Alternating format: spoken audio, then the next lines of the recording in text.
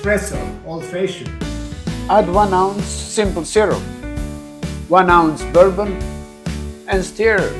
Add another ounce of bourbon, 1 ounce of Canadian Club, 2 dashes of bitters, and stir to combine the flavors. Pour in 1 shot of freshly brewed espresso and stir again.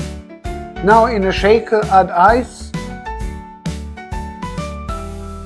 and your liquid contents and shake for 10 seconds. Now in a rock glass add 1 large ice cube and pour in your drink. Garnish with Maraschino cherries and enjoy!